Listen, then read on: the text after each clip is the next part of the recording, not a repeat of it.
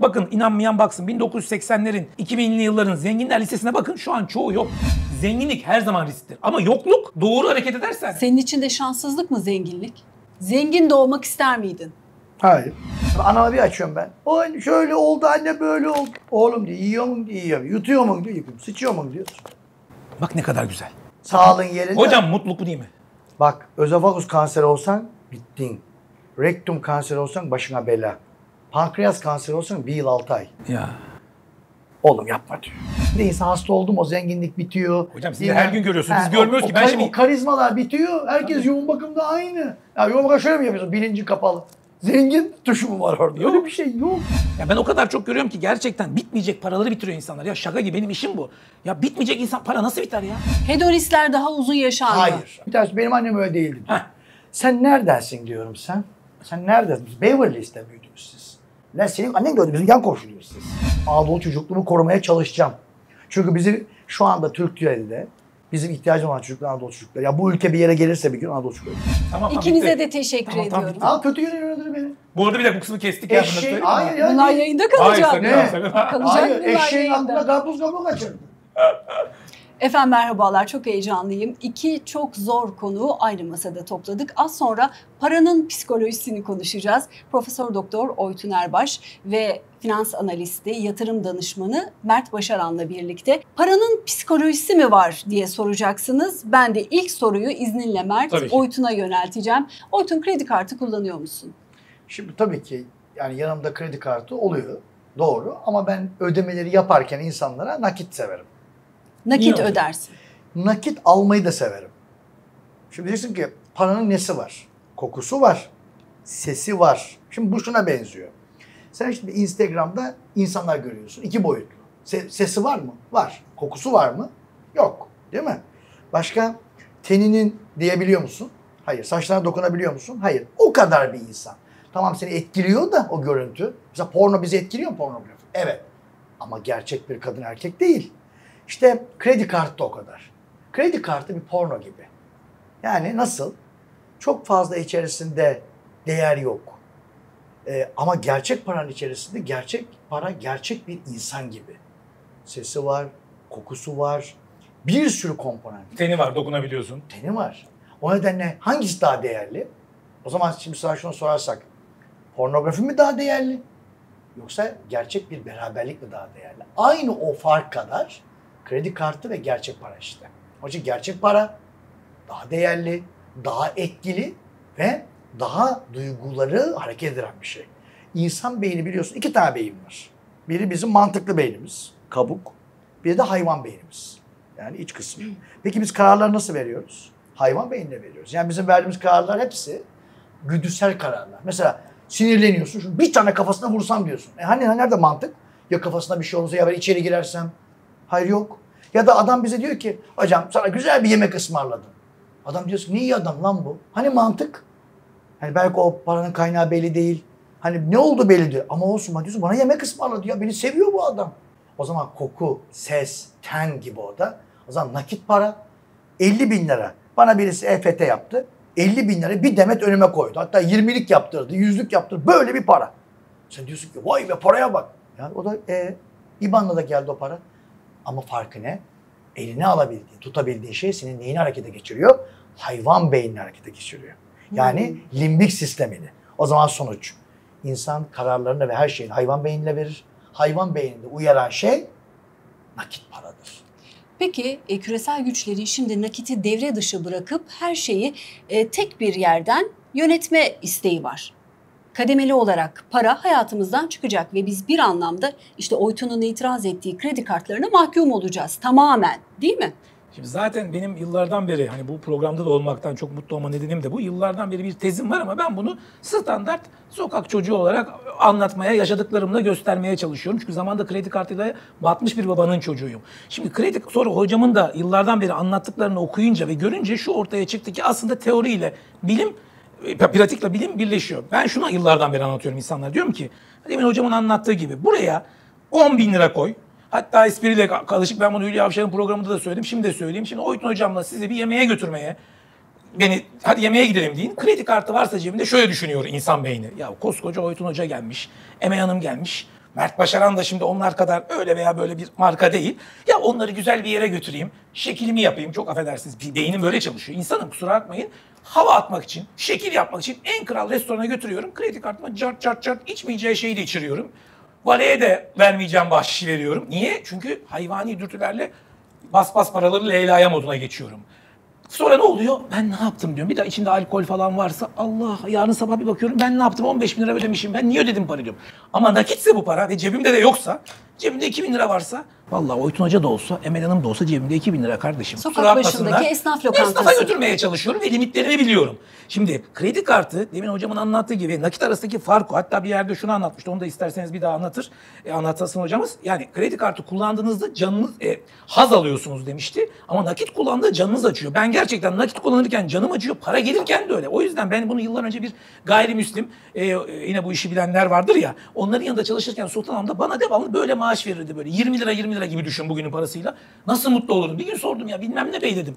Niye bana böyle veriyorsun da şunu havale... Ulan diyor, zaten 3 kuruş para alıyorsun diyor. Bunu diyor sana havale yaparsam diyor, sen onu mutlu edemeyeceksin. Ama diyor bir zarfta bir veriyordu böyle. Valla çil çil paralar beni mutlu ediyor. Dolayısıyla paraya dokunduğunuzda hem daha çok mutlu oluyorsunuz hem kolay kolay harcayamıyorsunuz. Canınız acıyor. Ama kredi kartından cart cart cart. O yüzden kredi kartının çıkış nedeni şey değil, rastlantı değil. Ben buna çok dediğimde altına şimdi bir sürü hakaret eden arkadaşlar diyor ki ya sen anlamıyorsun bu ekonomiden. Biz kredi kartı kullandığımızda %2-3 enflasyondan dolayı tasarruf yapıyoruz. Ben diyorum ki doğru düşünüyorsun ama yanlış düşündüğün bir şey var. O kredi kartı yüzünden almayacağın şeyleri alıyorsun.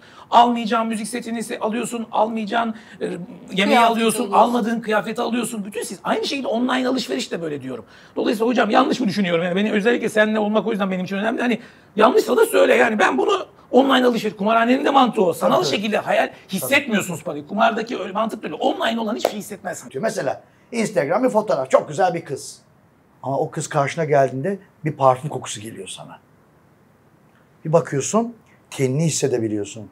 O sefer bakıyorsun oradaki his 10'sa karşına geçtiği zaman 1000. İşte nakit para da öyle. Mesela kumarhanede pul da öyle. Sana pul verir. Neden sen nakit parayla oynamıyorsun? Çünkü nakit parayı basarken ulan diyorsun bir dakika canın acıyor. Ama pulu aldın mı? Bas bas paraları pullara. Ya o zaman şunu, nakit parayı çıkardığın zaman her şey kolaylaşıyor. Bravo. Harcama kolaylaşıyor. Evet. Çünkü öbür türlü acı çekiyorsun. Acı.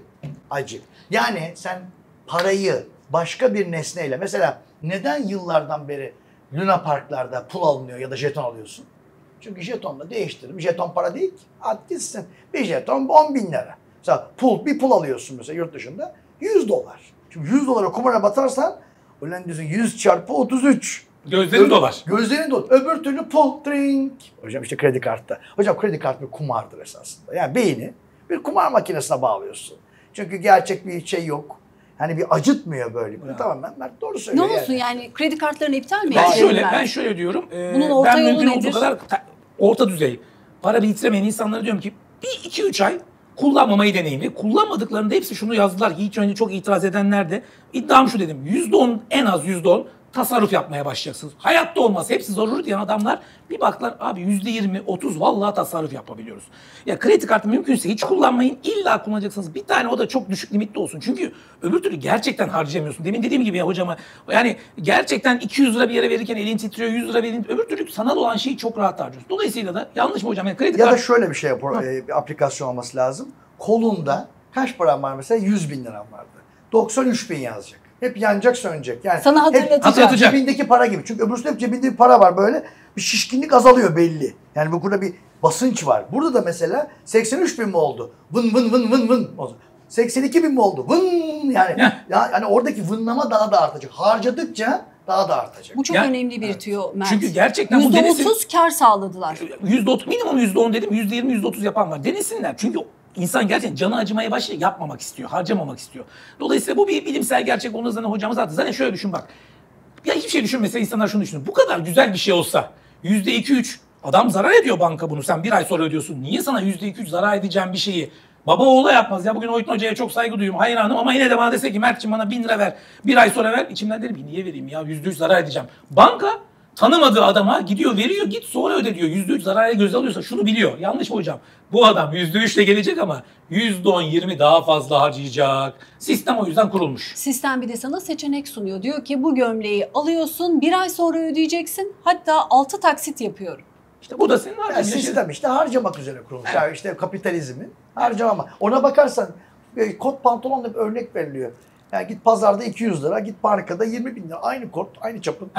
Bu da mesela güzel. Peki hocam onu niye yapıyor insanlar? O da çok güzel O da bir yerde. o da esasında bir title alıyorsun. Niye orada. alıyoruz hocam? Kişilik alıyorsun. Niye almak zorunda şimdi hissediyorsun? şöyle. Sen hissetmiyorsun öyle. Bak ben de Tamam. hissetmiyorum. Ha, Niye şimdi mesela biliyorsun? bizde bir tane şey var. İşte Mark Zuckerberg öyle, işte rahmetli bizim Steve Jobs öyleydi, bir tane tişörtle. Umurunda mı? Neden? Çünkü senin bir kişiliğini taşıyan bir bloklar var. Ev gibi mesela. Bu blok ne?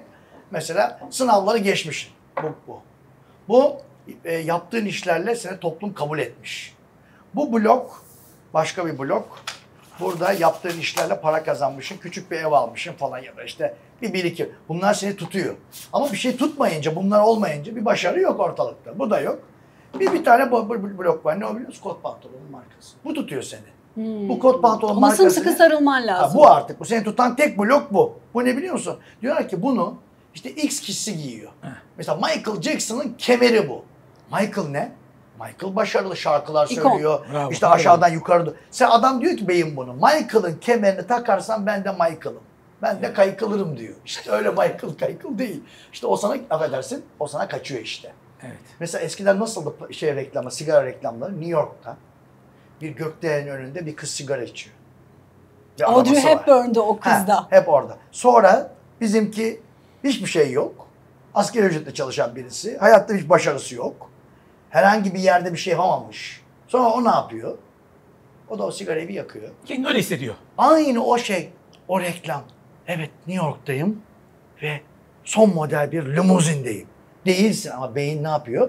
Beyin şunu yapıyor. Her şeyi birbirine bağdaştırır beyin. Bak sana çok iyi bir şey anlatacağım. Bunu seninle ben daha önce konuşmuştum. Meme kanserinin kemoterapik ilacı var. Kırmızı renkli, doksorobisindir. Biz damardan veriyoruz onu. Ne yapıyor?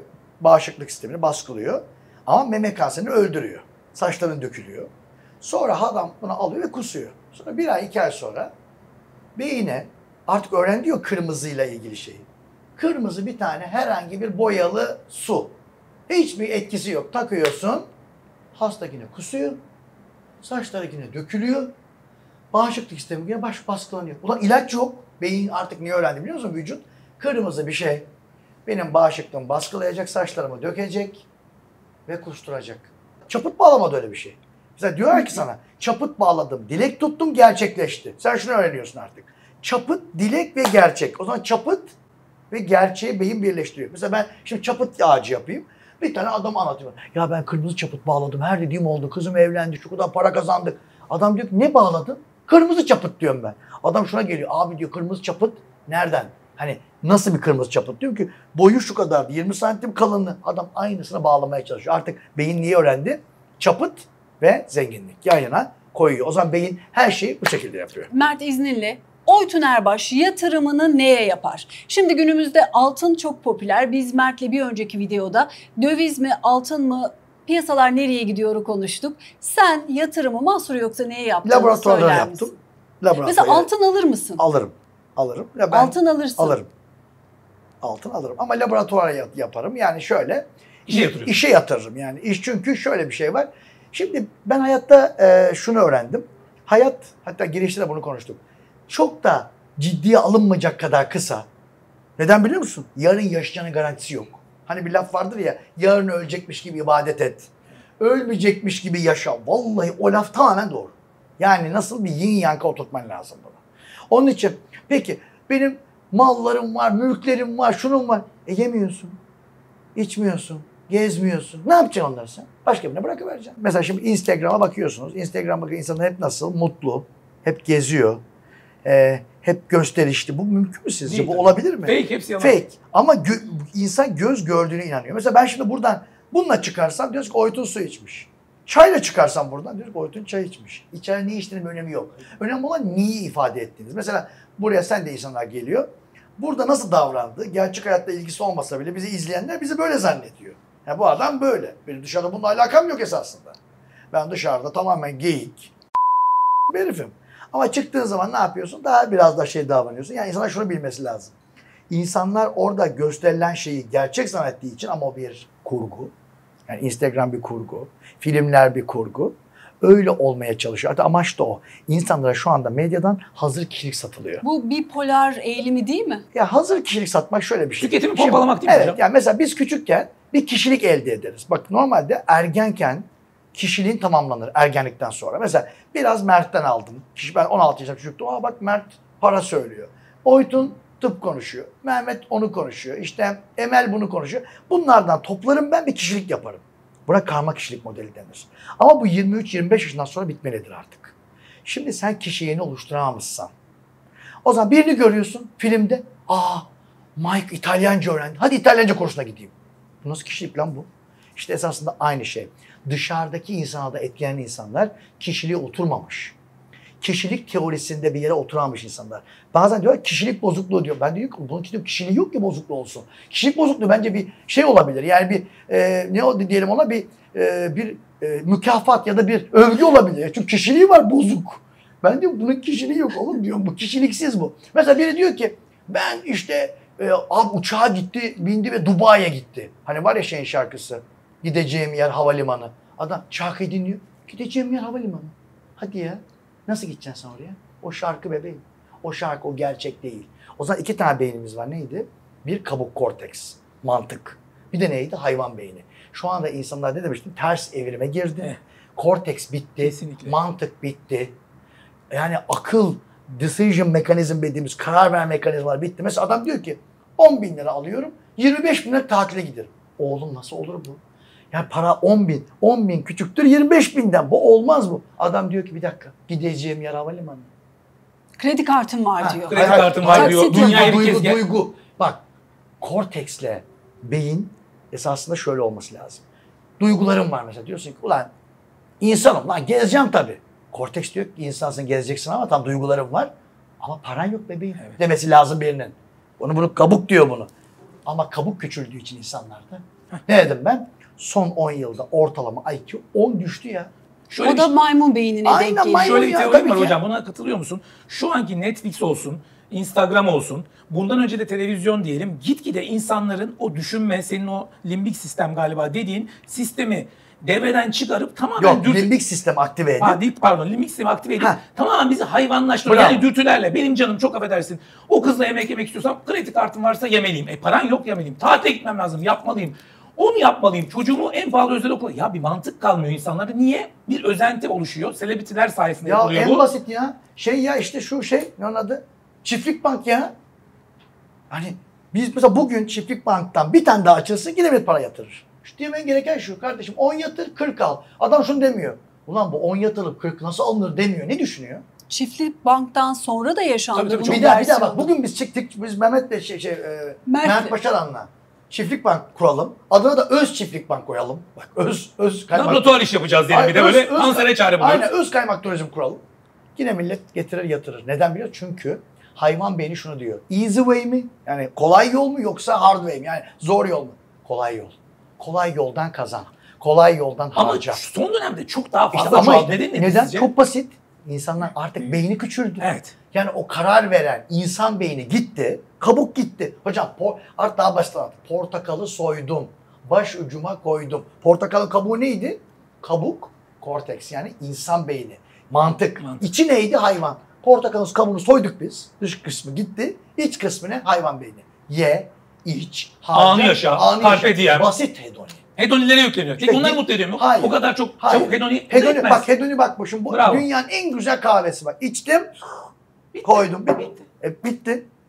Peki En güzel araba. Pardon. Bindin. En güzel araba bitti. Bak şimdi insanlar diyor ki hedonizm. Hedonizm var ya hani Maslow'un eğrisinde en taban yer. Yeme, içme, üreme. Zaten bu duygular bize hedoni olarak verilmiş. Zaten bunlar hedoni olarak verilmesi biz bunu yapmazdık. Mesela yeme.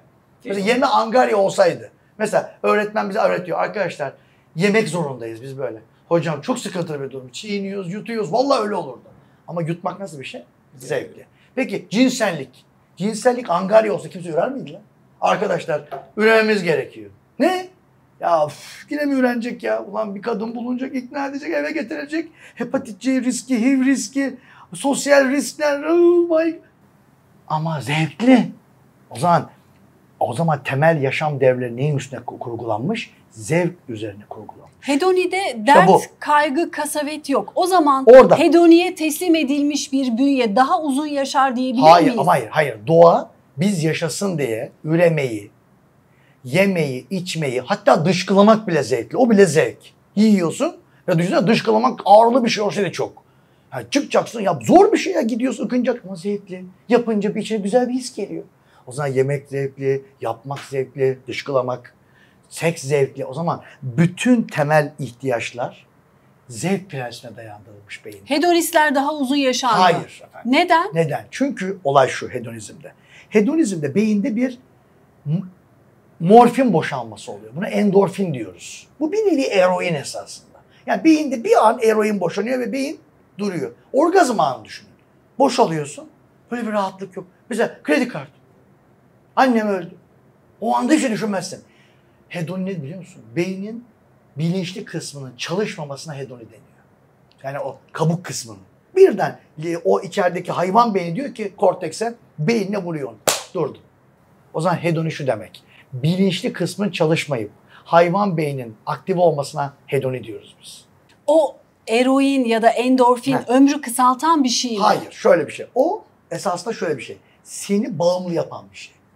Sen artık bağımlısın. İşte o yüzden alışveriş yapanlar durduramıyor. Evet, tabii ki. Devamlı o çantayı alır, durmuyor işte. İnsanlar Aynen. o yüzden durmuyor. O çantayı alıyor, bir daha alıyor, arabayı alıyorsun, 2 saat sonra yenisini istemeye başlıyorsun. Bağımlılık kriterlerini, o da bir bağımlılık. Bağımlılık şu. Salgıladığın eroin ya da endorfin her an düşüyor.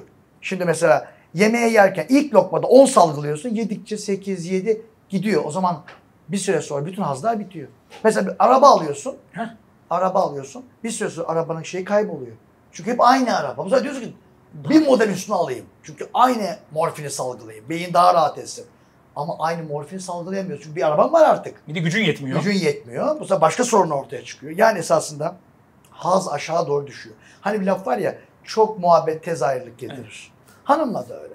Çok konuşuyorsun, onunla ilişki. Sonra kadını görüyorsun. Bir süre sonra bir eşya gibi oluyor evde. 2 gün görme bak ne oluyor. 2 günde, pazartesi gün, diyorsun bizim hanım yine gözüme güzel gözüktü. Bunun adı craving. Özlemek gerekiyor.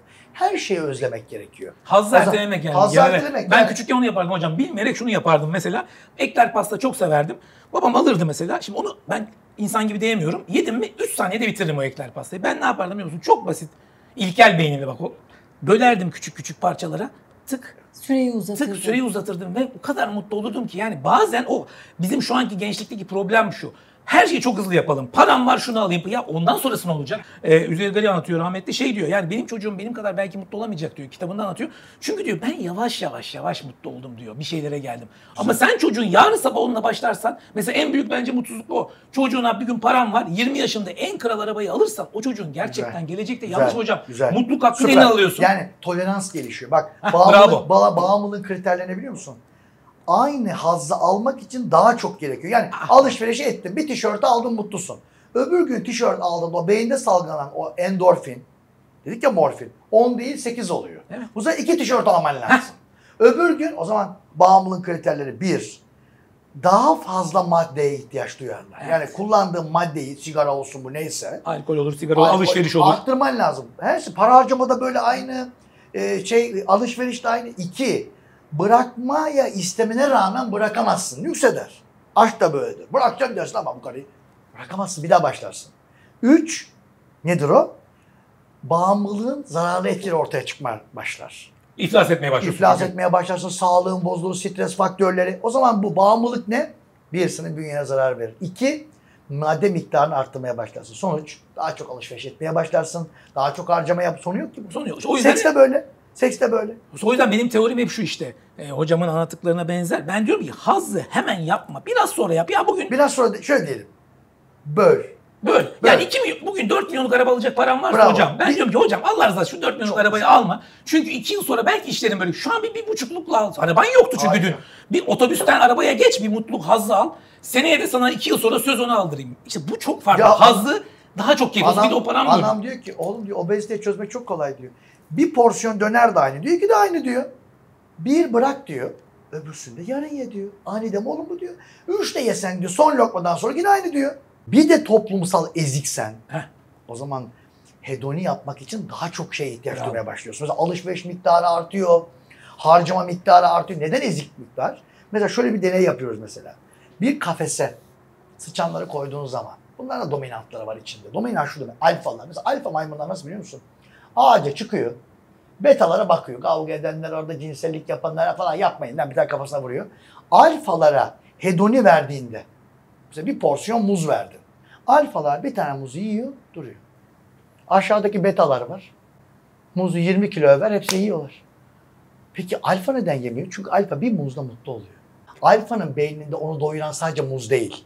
Onlara bakmak, Çok güzel örnek. ağaçlarda durmak. Karamet örneği var abi. Örnek versene. Yani yeşile bakmak, alfa için çok doyurucu. Mesela oytunu için doyuran neler var? Yine aynı örnekleri verelim. Bir profesör doktor. O bir tuz pirincisi.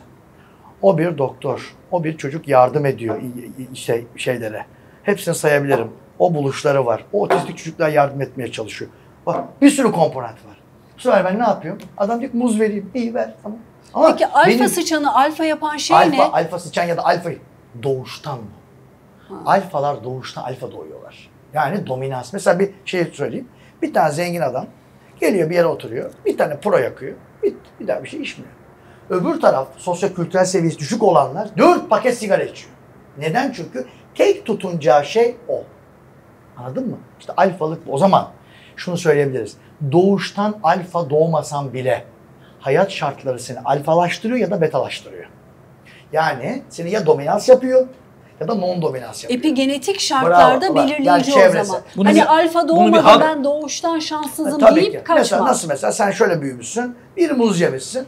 Oytun bugün bu kafi sana. Mesela sen şöyle alfalık şöyle bir şey. Çok güzel bir örnek veriyorum sana. Mesela sen bir bebeksin. Süt istiyorsun değil mi? Karnın acıkmış. Annen seni alıyor. Sütünü veriyor. Bırakıyor. Değil mi? Sen şunu öğreniyorsun. Karnım acıkınca anam beni şey yapar. Doyurur. Ama öbürsü annen mesela çalışan anne. Diyor ki ben gidiyorum bye. Anne gidiyor evden. Sen diyorsun süt gitti. Bu sefer sende ne var? Süt anksiyetesi. O zaman şunu düşünüyorsun. Bulduğum anda bütün sütleri içmeliyim çünkü gidiyor bu. O zaman buradan ne anlaşılıyor? Sen çocuğu zamanında gerekli güdülerini tatmin etmezsen alfa olamaz abi. Alfalık tatminle ilişkili bir şey. Ben şöyle bir örnek vereyim. Yani Bak, bir büyüdüğün toplum yani. bak mesela bir örnek vereyim. Şimdi Oytun Hoca bu dediklerini yapmayan bir adam olsaydı, tamam mı? İşte eğitimi, bilgisi olmasaydı ve bu zeka da olmasaydı, yani alfalığı olmasaydı buraya nasıl gelecekti biliyor musun? Büyük ihtimalle 3 tane koruma. Şu tişörte bakar mısın? Benim tişörtle benzer bir tişörtle gelmiş. Böyle bu kadar bir marka. Saati büyük ihtimalle 8-10 milyon dolar ya da 1 milyon dolar, rakamları bilmediğim saat. Yanlış mı? Çünkü diyor ki benim hiçbir şeyim yok. Ben başarısızım. Tamam, benim başarım sadece bu. Kadınlarda da var mesela. Çok eğitimli, çok kültürlü oluyor. Yani estetiğini çok önemsemiyor. Bir sürü şeyin saçını önemsemiyor. Ama bazısı var diyor ki bu gayet anlaşılır. Ben buna da saygı duyuyorum. Sistem diyor ki sana eğer için boşsa diyor, kendini dolduramadıysan bir manevi boşluk hocam bunu diyorum. İşte ben manevi boşluk varsa işte inancında eksiklik oluyor, işte hayatında mutsuzluk oluyor. Bir yerden sarmak zorundasın. Nereden? O geçici hedonilerden. Ama onun da sınırı yok. O çanta. Ya ben o kadar çok görüyorum ki gerçekten bitmeyecek paraları bitiriyor insanlar. Ya şaka gibi benim işim bu. Ya bitmeyecek insan para nasıl biter ya? Ya ayda 2 milyon lira harcayan insan tanıdım ben ya. Abi, nasıl tanırsın? düşün ya kız mesela güzel ve zeki. Yani ya çuval giysi de güzel öyle. Ona sen sen ne olacak? Ya ne olacak mesela? Adam diyorsun ki ya senin üstünde sivilce çıkmış diyorsun. Ya insanız çıkar üstüne. Ulan kız zaten aurası var. Zeki kız zaten. Seninle mi uğraşacak o? Öbürsünün o olmadığı için dolgular, botokslar. Ya neden? Çünkü boşluk var. Ya içi dolu olunca adamın evet. ihtiyacı yok ki. Ben bu tişörtle de gelsem Evet. burada içeri gireceğim diyor. Yani Jeff Bezos'un şimdi ihtiyacım var o markaya. Hayır. Ya da bilmem kimin için. Karamet örneğini verdik demin. Yani Karamet'in geçen resmi çıktı ya. Adam alışveriş merkezinde bir mağazada, Migros'ta büyük ihtimalle alışveriş yapıyor. Ben onu daha öncesinden de tanıyorum. Sen de hocam biliyorsun. Yani o kadar mütevazi yaşıyor ki. Ya da işte Sabancı ölmeden önce ben bunu söyleyince de dalga geçiyor. 11 yıllık araba kullanıyor. Hemen mesajı geliyor altına. İşte onlarınki de yaşamak değil ki. Arkadaşlar yaşamak 2 liralık ayakkabıya 2000 dolar vermek yaşamak değildir. Siz kandırılıyorsunuz ve büyük ihtimalle buna deyince de inanmıyorlar. Şimdi en son çıktı Dior'la Armani örneği artık resmi olduğu için adamlar aynı markalar üretiliyor. 50 dolara 2500 dolara satılmış. Çünkü eskiden şunu diyorlardı. Mert hocam öyle diyorsun ama biz kalite alıyoruz orada. Hayır sen kalite falan almıyorsun. Çoğunlukla sen demin hocamın anlattığı gibi içinde bir boşluk var. Ama şarap işte ya. Aynı şarap da klasiktir bu. Aynı şarap. Biri 50 dolar, biri 2500 dolar. Aynı şarap. İçiyor 2500 doları. Harika. Aynen lan. Hocam aynen. şey var ya, geçen bak başıma gelen şey şu: bir arkadaşım 2,5 ay önce bana mesaj attı, işte param şöyle, sıkıntıdayım, ne yapacağım falan. Bir fikir vermeye çalıştım. 3 ay sonra herifi gördüm. Fransa'da aşkımla bilmem nerede şu şarabı içme keyfisi. Aşkısıyla yazmış. Bir mesaj attım. Ulan dedim, bilmem ne, arkadaşıma da öyle konuşuyorum. Ulan 3 ay sonra param yok. Nasıl yaptın birdenbire? Yok oğlum, hala batık durumdayım ve şekil yapıyoruz. Bakın işte bak, gerçekten zengin olan. Çok mu Mert böyle? Çok var. Şekil yapanlar. Çok fazla. Bakın. %99. Bravo. %99. Olmayan insan yapar. Ya sen şey biliyor musun? Bak çok ilginç bir şey daha hocam. Tez konusu ya. Türkiye'de her yıl vergi rekortmenleri açıklanıyor. Bakın vergi rekortmeni bak. Ferrari'si olan değil. Vergi değil mi? Gurur duyacak. Bilim Adam adı yok. adını vermiyor ya. Ben vergi verdim diye. Öbürü vergi vermiyor belki ama araba alıyor. Arabam var diye fotoğraf çekiyor. Ya bakın, olmayan gösterir. Çok güzel bir söz vardır. Zengin bağırır, servet fısıldar. Gerçekten mutlu olan göstermez, var olan göstermez. Olmayan... Aynı, başarı sessizdir, başarısızlık açıklama gerektirir. Bak ne kadar O güzel. zaman- Olmayan göstermek Akakçı zorunda. kara gün içindir. Atasözlerimiz Sollama bu. beni, sollarım seni. Sakla zamanı gelir zamanı hocam yani. Atasözü. Dolayısıyla bizim Türkiye olarak bakın toplumda var. Bak Avrupa'da mesela gidiyorsun, şaşırıyorum ya. Yani Fransa'nın üst tarafları veya ne bileyim hiç, adam parmak arası terlikle, fıstık gibi kız arkadaşıyla, üzerinde 3 kuruş, sabah aynı şey, akşam aynı şey. En güzel yere de giriyor, eğleniyor bilmem ne. Bizde de tam tersi hocam. Bir işlere gidiyorsun, bir de acayip para veriyorsun o bir işlere. Adam neredeyse abartarak diyorum, kürkle dolaşacak yani. Adam Ferrari'sini sokmaya çalışıyor bir için içine. Niye? seni- Çünkü göstermek istiyorsun hocam. Çok pardon, vale bile dünyada bu kadar niye var biliyor musun? Bir tane vale işi yapan arkadaşım var. Niye bu kadar çok? Abi diyor, bizde millet diyor o arabayı oraya kadar göster. Bir tanesi diyor özellikle fazla para veriyor ki tam beni restoranın önünde göstermek istiyorum arabamı. Şimdi Bir bu tane kadar arkadaşım- laftan Ha. ne anlıyoruz biliyor musun? Ne anlıyoruz? Evrende bütün boşluklar doldurmak zorunda. Evet.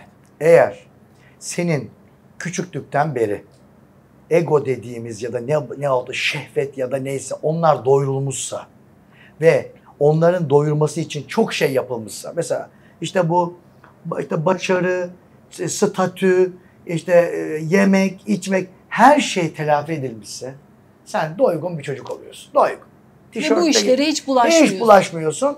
Kendin de Hacı Tekke'de, Hocacı Mekke'de laf sahibi, kendin gibi tencere kapağını buluyor. Öbür türlü doyuramadığın zaman o boşlukları doldurmak için hep sıva yapmak, pasta, cila yapmak zorunda kalıyorsun. O da anlık hocam. Ha, Anlık geçiriyor. arabada çizikler var. Şimdi o çizikleri pasta, çökükler var, vuruk. Onları hep böyle işte araba alayım, gösteriş yapayım, kemer alayım, botoks yap. Ama arabanın kendisi nasıl? Vuruk, çökük. Desinler kültürü var hocam, bize desinler kültürü var. Desinler mış gibi yapma. Hah. Evet. Toplumda bu var. Bu. Bunu aşmamız lazım. 50 yaşıma geldim, hala bu arabaya mı biniyorsun demesinler. Evet. Aynen öyle, o demesinler. Ya da işte mesela bizde Anadolu'da elti ekonomisi var mesela. O aldı, sen de alacaksın ya. Niye o aldı diye ben almak zorundayım yani. Elti ekonomisi. Tabii elti ekonomisi. O elti alındı mı sen de öbür tarafında alması lazım. Yoksa kıyamet kopuyor. Hatta büyük şirketlerde onu görüyorum. Çok başarılı büyük şirketler. Hatta galiba Alarko'yleydi zamanında, yanlış hatırlamıyorsam. Hanımları bir araya Hanımları getirmiyorlar. görüştürüyorlar. Çünkü gerçekten yarış Alarko. başlıyor. Çok ilginç yani. O çok enteresan. O yüzden mesela benim şöyle bir tezim var hocam. Yine bilimsel değil. Tamamen anam babam usulü. Ben kendi hayatımda Oytun hocam gibi başarılı insanla tabii ki vakti varsa görüşürüm. Ama başarısı standart veya olmayan, çok iyi olması önemli değil benim için. Ama sürekli böyle lüks yaşayan, gösteriş yapan insanlardan kaçıyorum. Çünkü niye biliyor musun? Çünkü ben de insanım. Nefisten yaratılmışım. Allah beni böyle yaratılmış. Yani sürekli Oytun hocam sürekli şunu derse, ulan hala dandik araba kullanıyorsun. Hala aynı siyah tişört. Hala şu gözlük bak markasız. Bu gözlük markasız derse, 100 kez aynı şeyi derse ve Oytun Hoca gibi 100 kişi aynı şeyi derse bir noktadan sonra ne oluyor biliyor musun? Ya da eşin derse, eş daha da problem. Hala başarılı olamadın, onun kocası gibi havuzda ev alamadın dediğinde ne oluyor biliyor musun? Ben de harcamaya başlıyorum. Çünkü ben o yüzden de bunu keşfettiğimden beri hayatımdan çıkardım. Şimdi de gerçekleri konuşalım. Konuşalım hocam. Şimdi burada benim emekli maaşım ne olacak?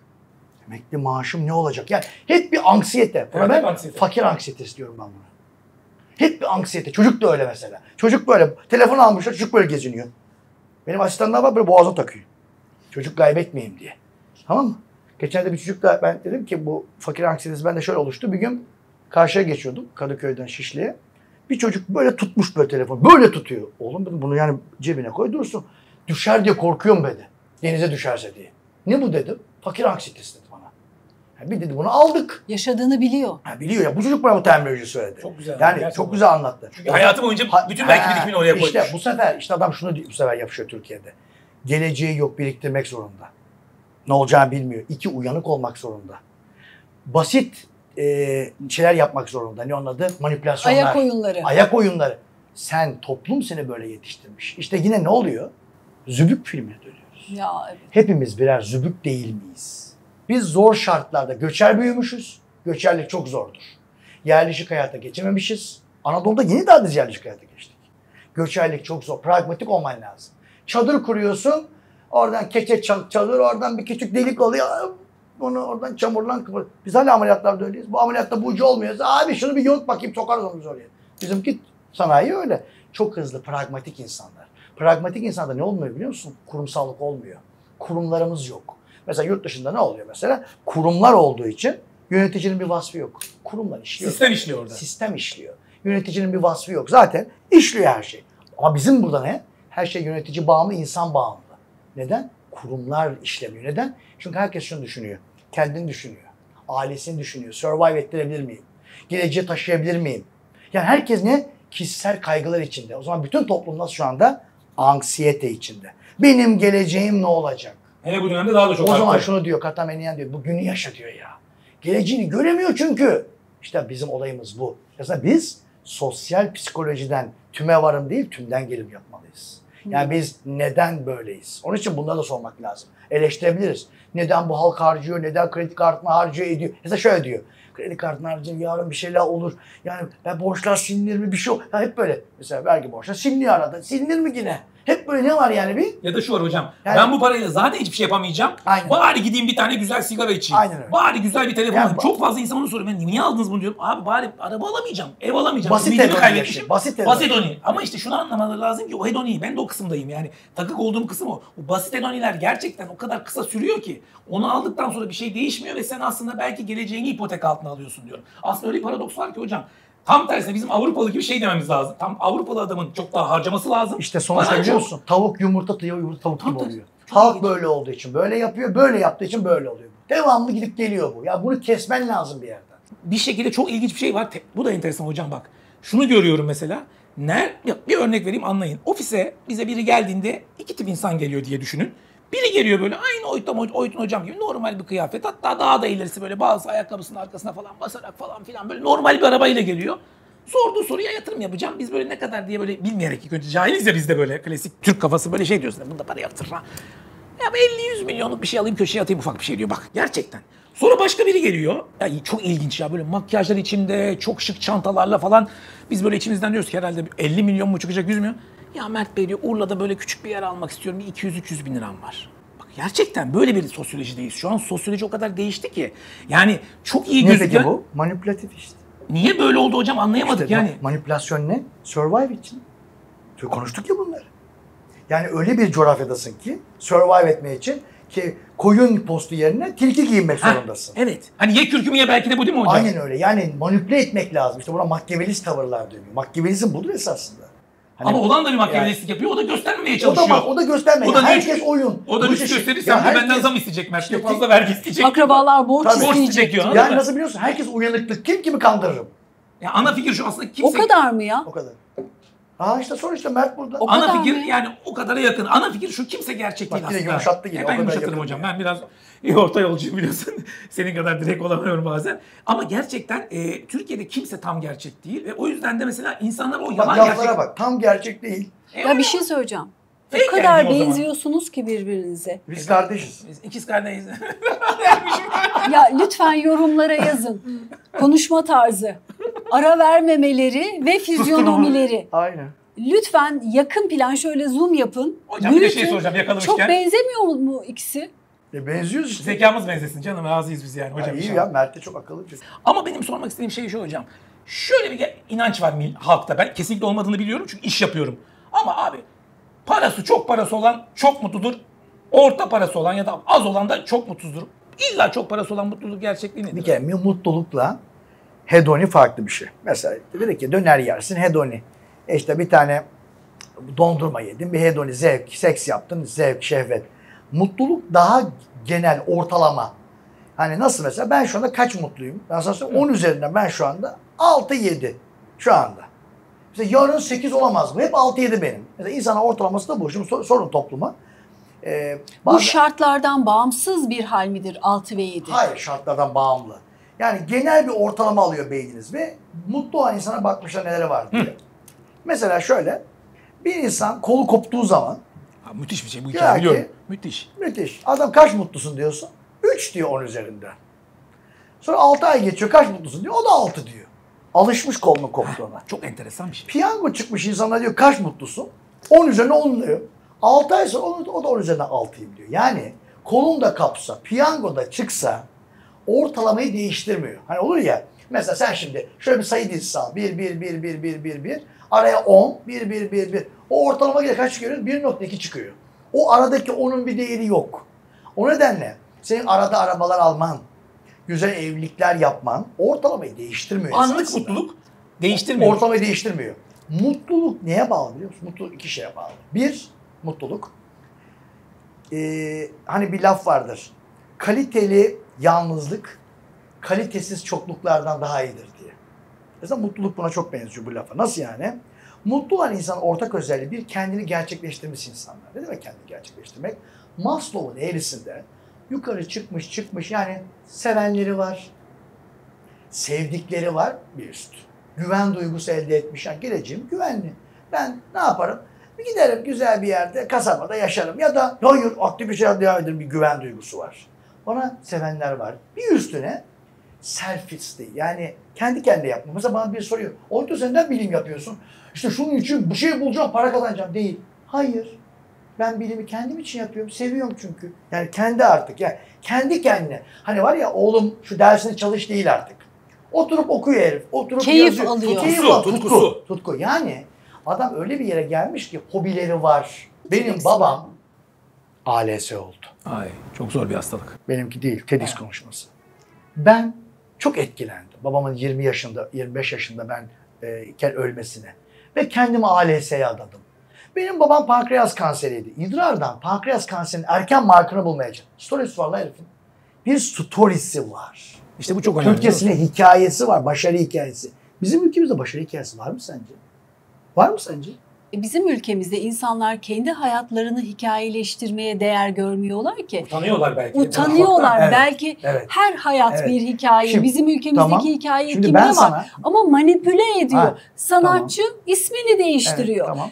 Bir yere geldikten Tamam. sonra diyor ki Saklıyorlar. ben de Tamam, buralıyım. peki al. Anladınız Şimdi mı? mesela- Sanki herkes doğuştan latte içerek doğmuş. Aynen öyle. Hayır Tabii. kardeşim tezekle doğmuşuz kabul edelim Evet. ama söylemiyoruz. Evet. Tam tersi o daha özel. Ben her yerde onu anlatıyorum kardeşim. Ben eve de aciz geldi diyorum. Bowling salonunda ayakkabı da verdim üniversite öğrencisine. Niye utanayım abi ya? Bu kendi bir Bizde o hikaye. yok. Bizde hemen şöyle Biz bir oluyor. doğuştan Manipülasyon. Biz hep iyi. Mesela ben diyorum ki benim diyorum annem böyle diyordu. Bana hep söyledi oğlum uyanık ol derdi. Ama benim annem değil diyorum. Bir sürü çocuğun annesi söyledi. Bir tanesi benim annem öyle değildi. Heh. Sen neredensin diyorum sen. Sen neredesin? Beverly Hills'te büyüdünüz siz. Lan senin annen de öyle. Bizim yan komşuyuz siz. Biz öyle değildik. Hani olur ya hani şu Viagra için arkadaş istiyor. mavi haplar arkadaş. Prezervatif bir arkadaş var da. Hep bir arkadaş var ya bizim ülkede. O sensin. Sen bebeğim o sensin sen. İşte bizim sorunumuz bu. Yani Hikayeyi de anlatmak istemiyoruz. Fake olduğumuz hikayeyi de anlatamıyoruz. Yani adam anlatsın dese ki ya kardeşim siz biliyor musunuz? Şu an çıksa gerçekten ben o yüzden mesela bazen alıyorum birkaç tane ünlüyü sanatçıyı şu yüzden alıyorum. Bazıları anlatıyor sağ olsunlar. Ya anlat ne olur diyorum. Parayı nasıl harcadın ve bitirdin? Çünkü gerçekten zamanda çok parası varmış şu an Bir bitirmiş. şey sana söyleyeyim. Çapraz sorguya çeksek o da yalan çıkar. Yok bazıları gerçekten doğru ama çoğu anlatmak istemiyor. Çünkü herkes yüksek göstermek istiyor. Şimdi bizdeki sorun anlatsa daha kıymetli olacak. Peki Yani herkes iyiyse biz neden bir başarı hikayemiz yok? İşte dedik ya herkes manipüle ediyor kendi Aynen. hikayesini göstermek ve istemiyoruz. oradan Çünkü kompleksimiz yine orada da kompleksimiz var. Yani Evet. şey demek zor geliyor bu. Oytun Hoca öyle değil tabii. X birine ya da Mert Paşa'na ben Ödemiş'te babamla beraber işte hamallık yapardım da sonra okulu okudum da ya tabii ki öyle de Öyle. bunu anlatmak zor geliyor. Hayır, anlatmıyor. Kaç kişi nasıl biliyor musun? Ya çok yakın arkadaşım var. Ya bir resimleri paylaşıyor. Ya dur! Bir gün şeyde dedim ki benim dedim babam pazarcıydı ki benim dedem pazarcıdır. Biz dedemizin yanında büyüdük. Babam bankacıdır. Buradan bir taktılar Oytun diye pazarcı ismi olur mu diye. Olamaz çünkü. Bunu kim söylüyor? İsmail Saymaz söyledi gazeteci. Çünkü ben yakından tanıyorum kendisini. Yazı yazdı.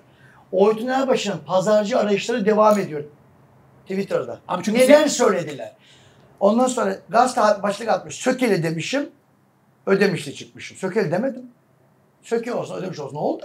Bununla uğraştılar. Bak yani içindeki Kabullenmiyor. bir başarı figürünü bile Kabul edemiyor. kabullenmedi. Ya Vallahi öyle. bu çocuk orada bir bu sahtelik çocuk aradılar. ne arıyor biliyor musun? Bu çocuk soruları almadı.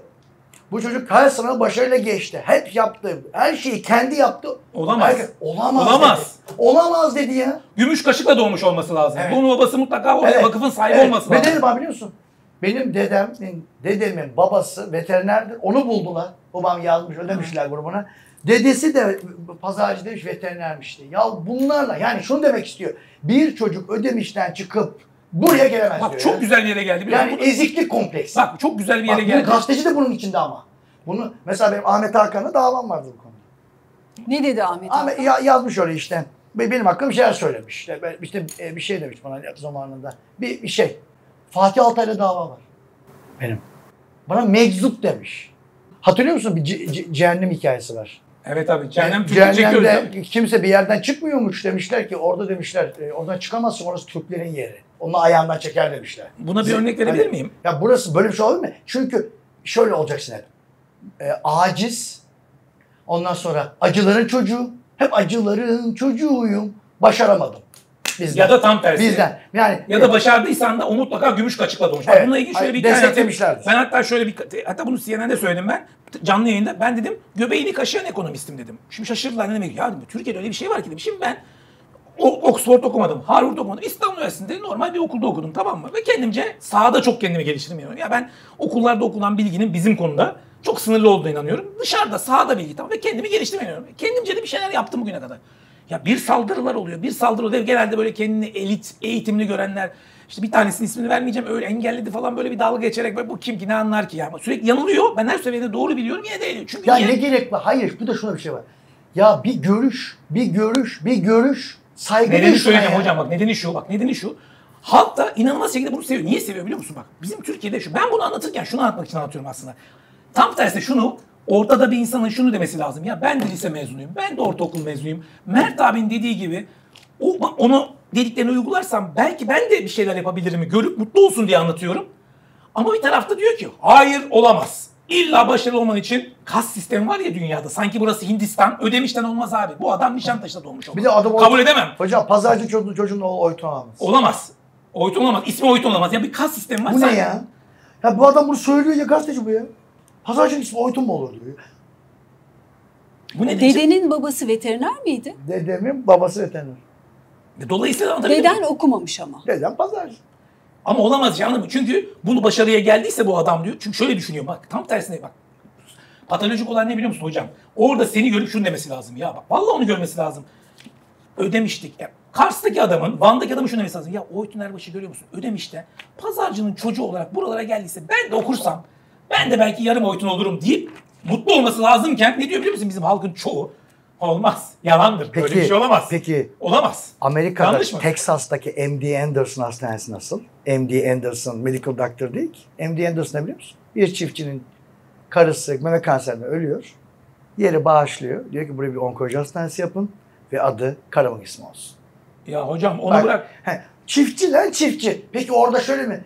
Burada olsa şöyle oldu. Biz çiftçinin kurduğu hastaneye gitmeyiz. Tabii. Aynen. Burada olur. Aynen burada bu lafla edilirdi. Bak bu lafla edilirdi. Ondan işte bu coğrafya bir şey. Ya Anthony Robbins diye yine ekleyeceğim. Anthony Robbins diye bir adam var. Benim bu işlerde çok hayran olduğum bir adam. 600 milyon dolar serveti var. Amerika'da bütün ünlülere tasarruf koçluğu yapıyor ya da hayat koçluğu bir şeyler yapıyor adam ve kafası çalışıyor. Ya biz lise mezunu adam. Sen şimdi Türkiye'de bunu anlatamazsın. Olmaz. İlla belli bir kas sistemi var abi. Yine diyorum bu adam Nişantaşı'nda doğmuş olacaktı. Çok affedersin hocam.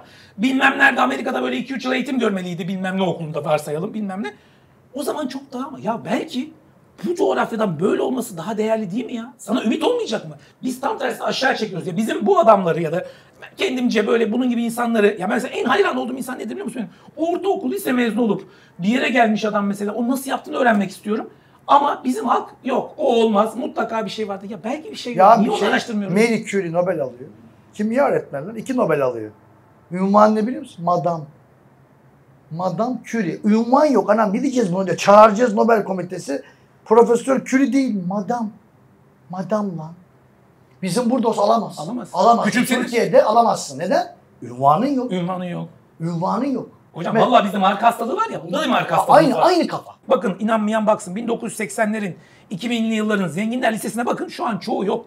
Hatta bunu Vehbi Koç kitabında yazıyor. Yine kitabından inanmayan okusun, diyor ki çocuklarına bakın diyor. 1930'ların 40'ların zenginleri şu an yok. Bu kadar sevinmeyin. Yarın ne olacağı belli olmaz. Zenginlik her zaman risktir. Ama yokluk doğru hareket edersen. Senin için de şanssızlık mı zenginlik? Zengin doğmak ister miydin? Hayır.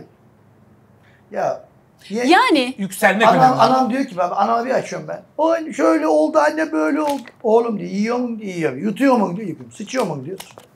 Bak ne kadar güzel. Sağlığın yerinde. Hocam mutluluk bu değil mi? Bak özofagus kanseri olsan bittin. Rektum kanseri olsan başına bela. Pankreas kanseri olsan 1 yıl 6 ay. Ya. Oğlum yapma diyor. Güzel güzel bak ne güzel mutlu hayatın var. Gözünü seveyim git diyor orada sıçandan mı uğraşacaksın bir şeyler git oraya. Televizyonda çok şey yapma değil mi? Çok da şey yapma. Gözünü seveyim. zaten çok da şey yapmamak Çok lazım. da şey etmemek lazım. Yani ben mesela şunu söyleyeyim bugün. Mert mükemmel bir çocuk. Yani şeyden değil ya. Hakikaten ya bu bir şey ne yapmış biliyor musun? Hayatın dinamiğinde birkaç nokta yakalamış. Biz zaten yakalamıştık. Neden yakaladık? Bizim biraz da tıpçıyız ya. Önümüzden kimler geldi kimler geldi. 25 senelik doktorsun. Önünde kimler öldü, ne zenginler Tabii öldü. canım. Yani neler öldü gitti ya. Bir de insan hasta oldu mu o zenginlik bitiyor. Hocam siz de her gün görüyorsunuz. Biz görmüyoruz ki. Ben şimdi O karizmalar bitiyor. Herkes yoğun bakımda aynı. Ya yoğun bakım şöyle mi yapıyorsun? Bilinci kapalı. Zengin tuşu mu var orada? Yok. Öyle bir şey yok. Burası Abi çok Steve Jobs önemli 56 ya. yaşında öldü hocam. Steve Jobs 56 Mert. yaşında. Evet. Yoğun bakımda herkes aynı dedi. Aynı Bu tabii çok ki. önemli Evet. oydu. Ya yoğun bakımda bazen insanlar ölüyor. Cenazesine bile kimse gelmek istemiyor. Ben bazen cenazelere gidiyorum. Torunları namaz bile kılmıyor. Arkada ziyaret gözler bekliyorlar orada. Torunu ya namazı durmuyorlar. Hocam Yani- çok paran olunca bir de miras paylaşımı Ha, konuşuluyor. Orada o da başlanıyor şey yani. başlıyor yani. Kimi kalacak Kim miras? kimden ne alacak? Abi Orada da bir... biriler öldü. Herkes miraslık. Çocuklar ortaya çıktı bilmem ne. Mal kavgasına girdi. Yani böyle bir şey olabilir mi? Sonuç yani esasında ters evrim başlamıştır. İnsanlar maymunlaşmış ve hayvanlaşmıştır. İnsan bir hayvandır, ben de hayvan. Ha, ben de yazar. Şimdi ben dava açarlar. Şimdi böyle cimere, tümere her yer yazarlar şimdi. İşte bu bizim ülke bu. İşte böyle dedi, onu dedi bu. Şöyle olacak, başarılı olamayacaksın. Şimdi mesela ben bugün içeri düşsem, halk şöyle der bana. Hak etmişti, çok konuşuyordu. Neden? Bir şey çıktı. Ya da bir şeyini bulsalar işte demiştik zaten. Demiştik Zaten bu adam yalancıydı. Yalancı. Vallahi böyle. Ya bu yani amacımız bu. Kötü olsun. Peki Oytun Erbaş şunu yaptı. Yok, kesin Ya bana Twitter'da biri geçen şey yazmış ya. bir şey olmuştu. Bu adam böyle güvenilir konuşuyor ama bir gün bir vuracak, Bak, göreceksiniz, bak. bir kazıklayacak. Ya yine nereden kazıklayacağım? Ben bireysel emeklilik diyorum, yatırım yapın diyorum, tasarruf yapın diyorum, kredi kartı. Ben nereden vurabilirim abi yani? Ama hep bir plan var. Hep böyle bir gizli ajandamız var abi. Yani kimse şunu düşünmüyor. Şeyin de hazzını anlamıyor. Bak, bu beyefendinin de benim de hazzım şu. Burada biz para almadan konuşuyoruz ama biz haz şunu bir şeyler anlatarak haz alıyoruz değil, ya şu anda. Tutku bu ya. Hayır, basit zevkler var ya işte manipüle etmek, şunu yapmak, bunu yapmak, işte yeme, içme. Bir tane daha zevk var. Ne biliyor musun? Başkalarının başarısızlığını görmek. Çünkü kendinin tatmadığı bir Evet. duygu. Mesela en büyük başarıda zevklenen bir tanesi. Abi yan komşu evi yanmış. Hak etti. Empati ne peki? Ne olursa olsun. Kim olursa olsun. Kanlı bıçaklı olsun. Evleri yanmış ya. Ne olursa orada düşmanlık biter. O anda biter. Deprem oldu ne oldu? Yan komşunla aynı şeyin altında kaldın. Binanın. Elini tutmak zorundasın oldun. Susuzsun, yemeksizsin. Bu ne? Bu işte insan işi. Hocam ben de disleksi var ya mesela çok güzel bir şey anlatıyorum. Çok faydalı bir şey anlatıyorum. 2 tane kelimeyi yanlış yazıyorum. Hala yapamam ben. Karıştırdım Hemen. böyle. Hemen böyle konuşmayı bilmiyor adam. Bu adam üniversite bitirmiş de Bravo. bilmem ne mi yapmış da bunun üniversitesi bile yalandır da. Sonra bu adam saldırı, olacak. saldırı. Gidecek. Abi sonra ne oluyor musun? Bak gerçekten gitmek değil de bazen beziyorum. Bezecek. Yapmayayım hiçbir şey görmüyorum. Yani gerçekten küstürüyorlar bazen. Sonra yine güzel şeylerle yapıyorlar. Türkiye zeki insanların küstüğü ülkedir.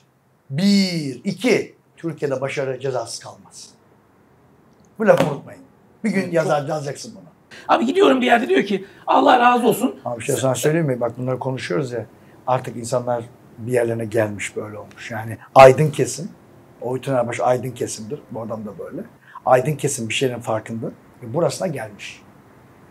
Bu önemli bir şeydir. Nedir o farkındalığın tanımını yapar Bu mısın? şunu artık takke düştük kel göründü. Bu ama sadece ülkemizin değil, dünyanın da problemi, Tabii, tüketim tabii. çılgınlığı. Ay bak. Şimdi dünya ayrı, orta biz ayrı. Ülkemizdeki Orada daha da fark farklı. ne? Bizim coğrafya daha Bizim farklı. coğrafya farklı. Yani biz mesela diyoruz ki yaralarımızı beraber sarmalıyız. Ya da paylaşmalıyız. Birlik olmalıyız. Ama hep şöyle bir şeyimiz var. Birlik olalım ama Aman ha dikkat falan yani böyle hep kazık yer miyiz? Bir kollama hali. Anketleri görmedim mi? Türkiye'de insanların güveni %10'lara düşmüş. Mesela ben kimseye güvenmiyorum. Siz güveniyor musunuz şu an? Benim şöyle bir felsefem ama çok kötü bir şey ama insan o direkt kötüdür diye başlıyorum. Bu Kazık ne? yersem üzülmeyeyim diye. Bak gerçekten Peki çok yedim yani. Ben çok yedim Peki yani. şu doğru değil miydi? Önce %100 güvenip sonra Abi doğru azaltmak. olmasa ama sonra çok Oydu. Hocam çok kazık yedim. En iyi arkadaşlarımdan da kazık yiyince Bu ne olacak başladım. böyle? Tedbirli olmaya başladım artık Oysa yani. Anadolu'da köylerde, köy evlerinde anahtar yoktur. Eskiden öyleydi. Eskiden öyleydi. Eskiden öyleydi. Ne yaptık biz? Anadolu kültürünü unuttuk. Köy evlerinde Biz doğru çünkü- mu biliyorum? Tabii. Kapı yok, Anadolu anahtar kültürü nasıldı? yoktu. Bizim Anadolu kültürümüz, benim yetiştiğim kültür öyleydi. Anadolu çocuğu, Anadolu kültürü şuydu. Mütevazi, yardımsever, Halden anlayan. halden anlayan, asla şöhret, zevk, şehvet peşinde koşmayan ve elindekini yetinmesini bilen. Azıcık aşım ağrısız Hocam başımdı. korteksi daha büyüktü, limbik sistemi Daha küçüktü. Şimdi tam tersi, limbik sistemimiz büyüdü, Aynen. korteksimiz küçüldü. Bak bir şey Bravo. öğrendim bugün. Bak, Allah bravo. razı olsun.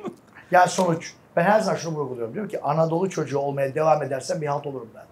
Anadolu çocuğu olmaktan vazgeçersem yine aynı o grubun içerisine katılırım.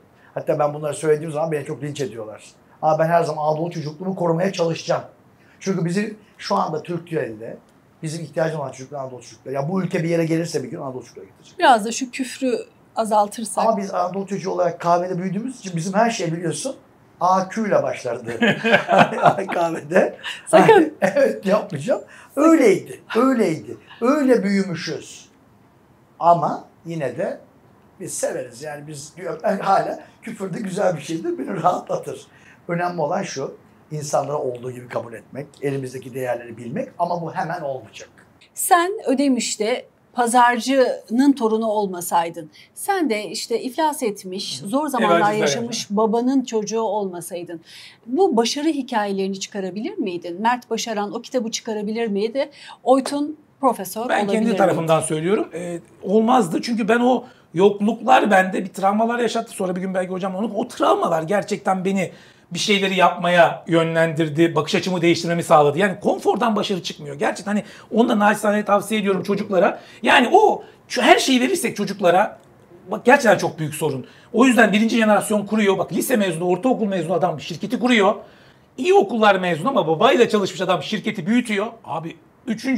nesil Boston'da en iyi okullarda okuyan, Satıyor. gümüş kaşıkla, sushi ile büyümüş, sabah brokoli çorbası, akşam latte ile büyümüş çocuk da batırıyor. Bak 3. jenerasyonun üzerine çıkan Doğru. %2 istatistik bu ya. Demek ki bir yerde problem var. O bizim beğenmediğimiz o sokaktaki eğitim, o konforsuz zorluklar bizi bir yere getiriyor. Dolayısıyla bunu tabii ki %100 yapamayız. Çocuğumuza da gidip de hani sokağa salalım demiyorum ama biraz da gerçekten her istediğini vermemek, o hocamın dediği bak çok önemli. Hedoniyi arada ertelemek lazım. Yani sen çocuğuna yine diyorum tek kuruş param var. Onun 18 yaşında onu verirsen sen ona iyilik yapmıyorsun kardeşim. O çocuğun gelecekte bir daha hayatta çıtasını o kadar demin bağımlılığı anlattı ya.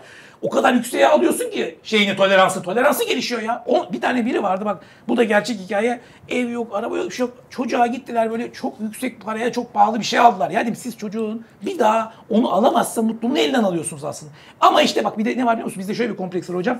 Biz yapamadık. Abi biz yapamadık ve buraya geldik. Bak biz yapamadık diyenlerin hepsi başarılı olmuş. Sen bu yapamayarak başarılı olmuşsun abi. Ama çocuğuna direkt yaparak başlatıyorsun ya. Çok enteresan değil mi yani? Yani Allah'ım derdim benim babam niye? Ben bir de kolejde zenginlerle okuyordum. Ben bursluydum. Benim babam niye bu adamların babası gibi değil diye çok ağladığımı hatırlarım biliyor musun? Sabaha karşı namaz kılıp böyle dua ederdim. Niye benim babam böyle diye. Ama şimdi bakıyorum abi o da bir şeymiş. Yani evet zararı olmuş bana. Hala travmalarını yaşıyorum. Yaşamıyor diyeyim. Ama bana da bir şeyde faydası olmuş. Bir şekilde bir şey yapmama sahip olmuş. Yani dolayısıyla yani konfor alanından bir şey çıkmıyor. Arada zorluk yaşamak da bir şekilde bir şey var. Yine diyorum bu adam Ödemiş'te. Vallahi iddia ediyorum ben hocam. ne yapıyordum ben? Ödemiş'te doğmamış olsaydın Tabii. sen Nişantaşı'da Bak, olsaydın benim burada bir anlattığım de bir şey var. konuşkan da zampara olurdu. Aynen. Yemin ederim Bak, abi ben- alemlerde akardı. Dur. Tuzsuz Ben- kazanamazdı. Bir dakika. Sen Nişantaşı'nda varlıklı bir ailenin çocuğu olsaydın. Olamaz bir şey. Olamaz. Böyle olamaz abi. Böyle olmaz. Olamaz. Çünkü dükkandayken adam geliyordu bana. Ben tıp 1-2'ydim. Ulan da biyokimya görüyoruz. Diyordu ki doktor. Ne diyordum? Benim diyor buradan kaşınıyor diyordu. Yani buraya bir şey ver merhem. Ulan ben tıp bilim ne anlarım. Şimdi desem ki ben bilmiyorum desem. Sen nasıl doktorsun geri zekalı diyecek diye. Öğreniyordum. A4 kağıtları 2'ye bölüyordum. Bunları reçete yazıyordum. Şöyle bunları çıkarıyordum böyle. Oraya reçete yazıyordum. Adam gurdunu getirip geliyordu. Adam gurdunu getirmiş böyle. Mendilin arasına koymuş. Bu gurt düşürmüş. Bu da doktor ne dedi bana? Kurt dedim ben. Küçük yılan yani. Dedi bunu düşüreceğiz. Gerçekten kurtunu mu getirdi? Kurtunu getirmiş. Ben öyle yazdım. Nereye? reçete. Dükkan dediğin neresi? Bizim şeyde dükkanımız var ya, ben onu pirinç satardım. Pirinç satar. Pirinç bulgur satıyordum. Ondan sonra yazacaksın. İlaç. Ellerini gösterdi ve yamulmuş romatoid artritli. Doktor diyor ne içeceğim ben? Yaz. Ben de tıp 1, tıp 2. Mesela güven geldi bana da. Bazen diyordu ki lan al bunu başa çarp dedi bana.